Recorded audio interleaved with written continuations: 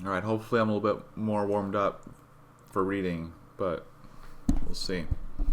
This is an article from the Journal of Behavioral Optometry, volume 14, year 2003, I'm guessing, number 2, page 42. The Tachistoscope, Its History and Uses. It's by Edward C. Godnig, OD. The abstract. Tachistoscopic training, also known as a flash recognition training, is a perceptual enhancement technique designed to improve the recall of visual information. The speed and accuracy of this recall allows for integration of vision with prior experiences in an optimal manner.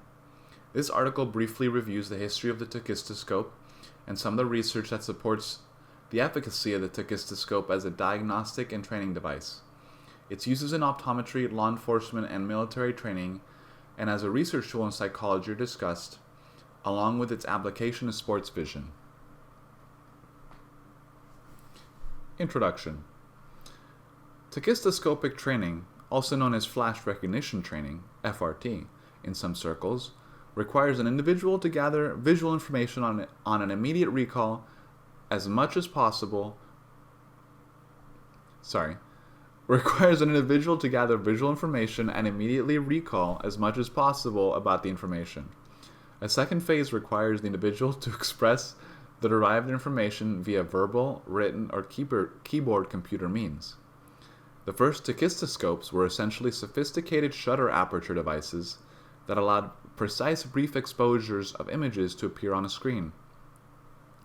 Tachistoscope is derived from the Greek words tachys, meaning swift, and scopion, meaning instrument for viewing or observing.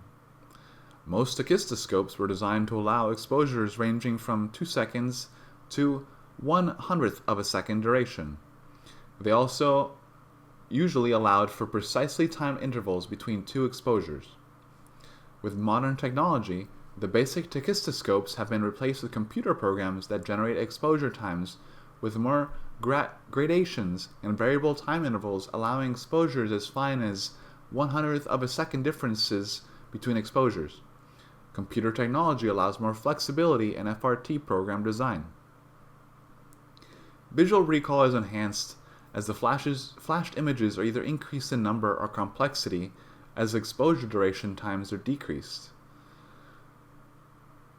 The protocol I use involves a grading system which provides feedback to the training concerning the accuracy of the responses.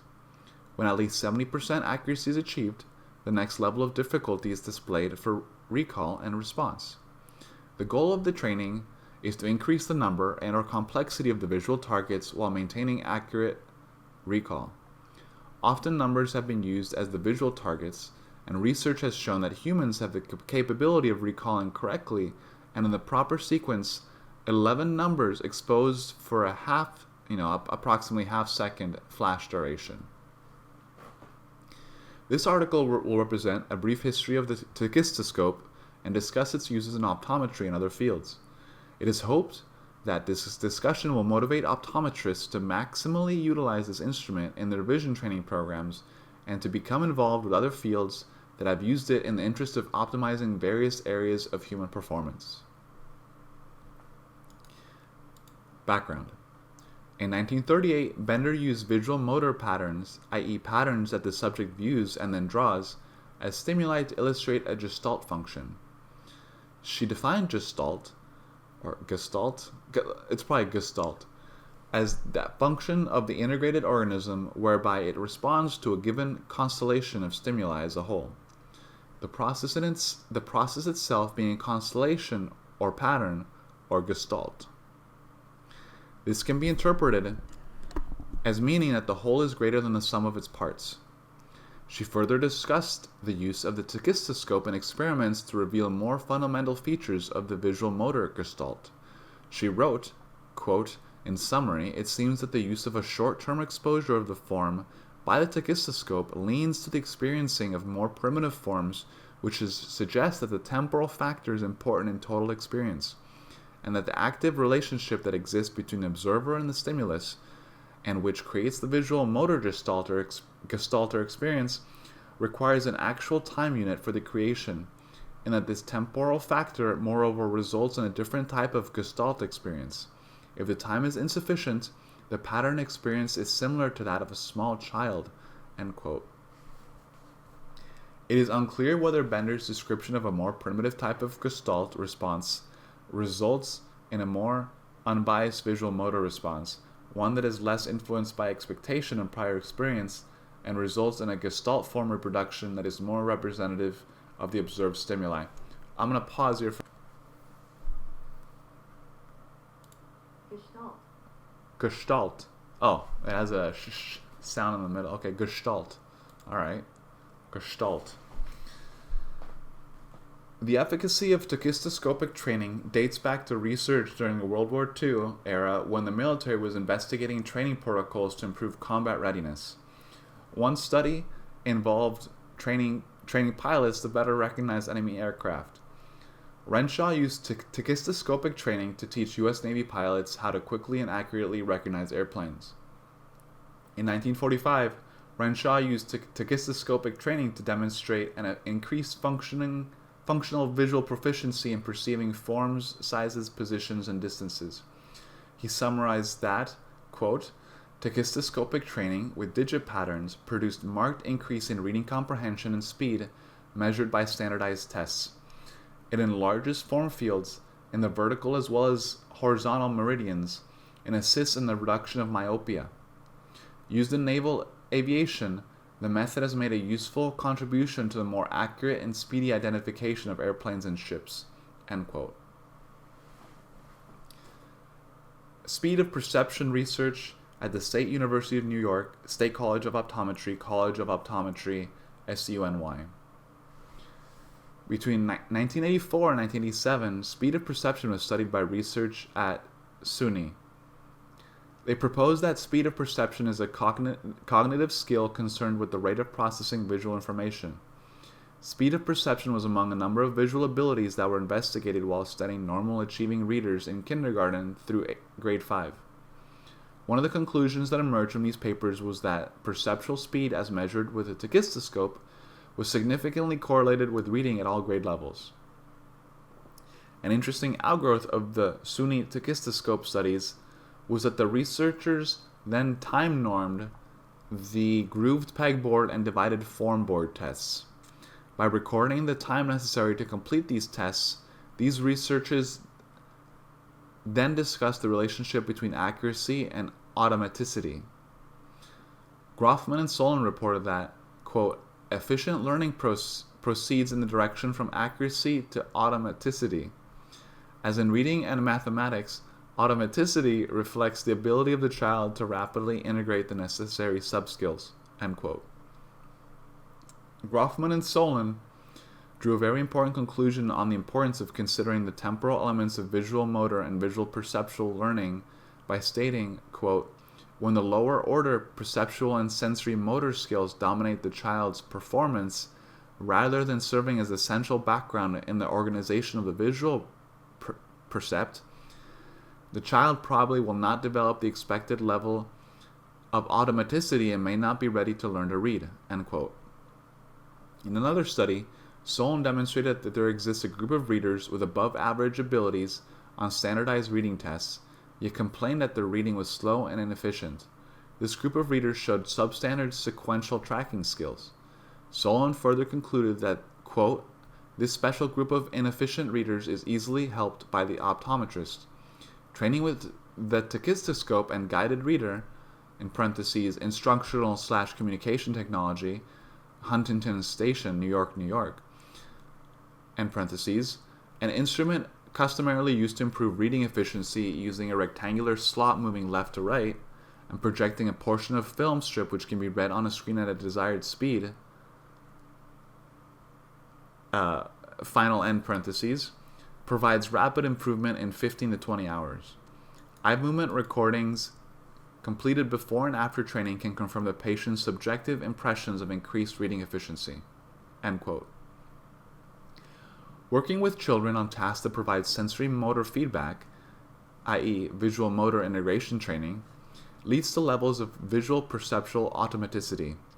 This above optometric research gives evidence that Tachistoscope training can be an important tool to enhance one's ability to proceed from an accurate to an automatic level of visual processing. Thus, the tachistoscope has been and continues to be used in optometric practice, particularly as an extension to the remediation of visual dysfunctions. In essence, it goes beyond the mechanical visual input parameters and is used to maximize basic aspects of visual processing and memory. It is used to enhance visual function in normal and compromised readers. The emerging role of tachistoscopic training in military and police training. Another use of tachistoscopic training is predicted on the concept that during combat or stressful tasks requiring high degrees of mental workload, there is a tendency for humans to develop tunnel vision. Personal note, ain't that the truth? Continuing, this perceptual narrowing response limits the extent of maintaining visual awareness of objects and targets located in a peripheral field of view. This spatial constriction limits attention to peripheral visual information that may be necessary for survival or optimal performance. Research has demonstrated that tachistoscopic training can increase the size of the peripheral field of view and reading speed.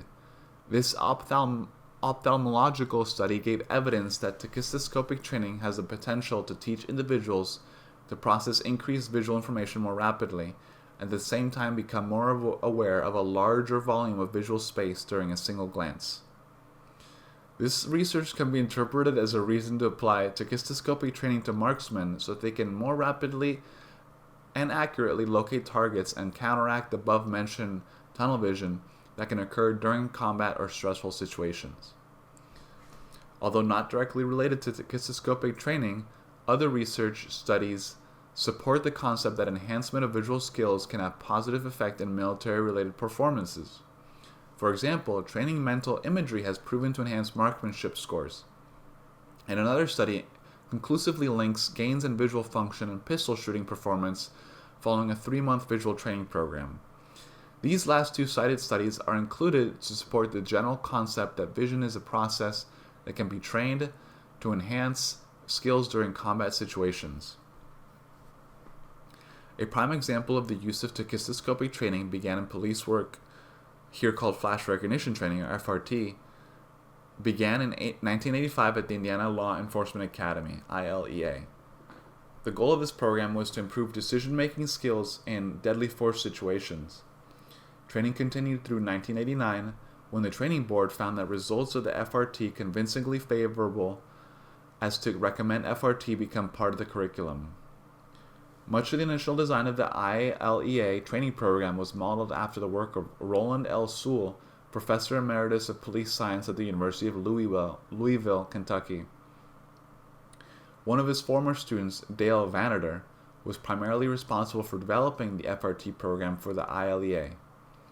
Professor Sewell's experiences with FRT reinforced the concept that visual skills have a learned component, and 30 hours, in parentheses, not to exceed 2 hours per day, end parentheses, of training was necessary for optimal learning to occur. He also postulated that, quote, the purpose of the tachistoscope is to work on one's skill of perceiving in larger units. It is used to develop a larger span of recognition, end quote. The final design of the ILEA program consisted of a 30-hour course that extended over a 7-week period. Training sessions lasted about 1 hour. Images alternated with sets of numbers, in parentheses 4 to 10 digits in length, end parentheses, pictures of crime scenes depicting shoot/don't shoot scenarios, and words, in parentheses, single to groups of 4 words, end parentheses. I'll probably stop saying that. During a 1-hour training session, all 3 sets of stimuli were flashed for recognition.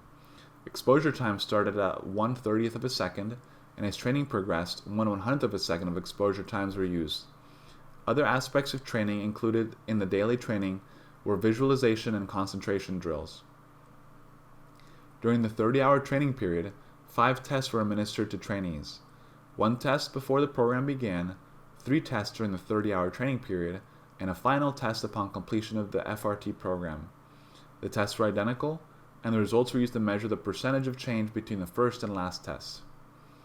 Experience at the ILEA showed that students usually demonstrated 1 or 2 regression periods during the 30-hour training period. Regression periods were characterized by a temporal reversal of visual recognition skills. As the training continued, improvement occurred once again in most cases. To keep motivation high, ILEA recommended that accurate records of progress be kept and shown to trainees. The ILEA staff believed that their program helped an officer to visually improve the ability to, quote, identify, retain, perceive, and react quickly and decisively. More importantly, however, good visual skills could make the difference between life or death for the officer, end quote. What was most impressive about the ILEA course of training is that upon completion of the course, the ILEA staff reported that the trainees gained about 60% from the baseline in their ability to quickly and decisively deal with visual information in an accurate manner. In a recent class of 128 students, the class improvement was 126 students. Of interest to the students is how much of this sight and retention ability will they keep. Research by Dr. Samuel Renshaw and Professor Sewell shows that 60 to 65% will be retained as the newly gained abilities are used on a daily basis.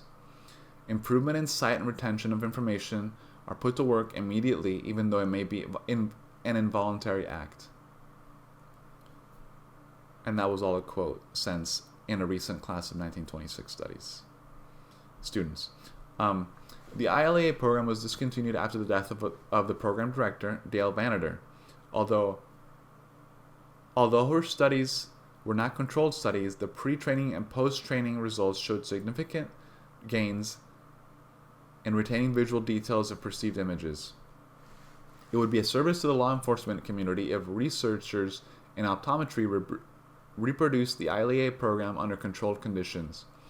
Until that is accomplished, I propose that tachistoscopic training maintains its place as a proven and effective enhancement technique in law enforcement training. The tachistoscope as a research tool in psychology. The tachistoscope has been used extensively in various psychological research studies. For example, a tachistoscope was utilized to deliver subliminal messages to measure their impact on eating disorders of women. In a different study, a tachistoscope presented a meaningless series of consonants to subjects in order to investigate the idea that right hemisphere brain processing systems run along a physical code. Another study used the tachistoscope to present images of faces showing positive or negative emotional expressions to either the right or left visual field. The result of this research indicates that positive facial images were identified more quickly than negative facial images when presented to the right visual field. A tachistoscope test was one of the series of tests measuring psychological behavioral effects on blood alcohol levels in male subjects. Repeated measured analyses of variance on each test indicated that the tachistoscope test added more sensitivity to the battery of tests than did digit span memory and the Archimedes spiral. The tachistoscope has also been used as a speed of perception screening test to detect organic mental disorders.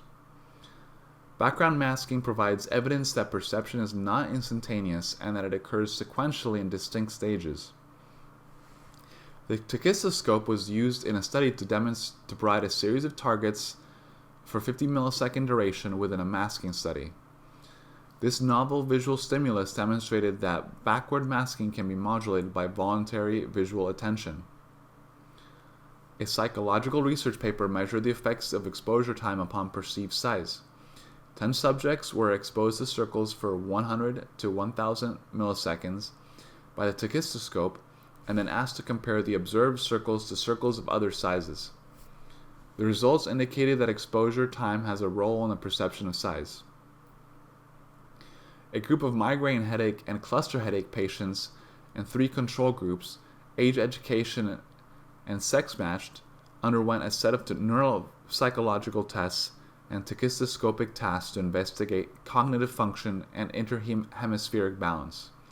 No significant differences became evident between patients and controls, and it was concluded that between attacks of headache, no evidence of cortical dysfunction was recognizable. The use of the tachistoscope in sports vision. Sports vision involves using visual testing and training techniques to measure and enhance sports and athletic performance. The Tachistoscope has played a role in sports vision research and training studies. One example of such a study involves vision screening of basketball officials. A Tachistoscope test was included in a battery of visual screening tests. Results indicated that the visual skills of officials were functioning at very high levels. Another study investigates sports vision training procedures. Office-based visual training procedures, including using the Tachistoscope as a tool to train visual recognition and concentration. This study highlighted the importance of providing opportunities for athletes to practice visual skills essential to sports performance. Summary. There is a rich history of effective tachistoscopic training in optometry, as well as in military and law enforcement courses. The best-known example began with Dr. Samuel Renshaw of Ohio State University. He used his knowledge and leadership in training fighter pilots during World War II. Optometric research has also demonstrated the value of tachistoscopic training to promote automaticity of visual perception abilities to enhance visual function in normal and compromised readers. More recently, FRT programs have been used in the training of law enforcement professionals. The Tachistoscope has been used as a measuring and training device in many psychological studies. Today, tachistoscopic training continues as an integral part of visual remediation and enhancement by many optometrists. As other fields make use of the tachistoscope as one means to measure and improve visual performance, there is the opportunity for optometrists to apply their expertise to maximize the effectiveness of these programs. These opportunities exist in programs for the military and law enforcement personnel, in motor vehicle, aviation, and sports performance, and as research consultants. And these are the references.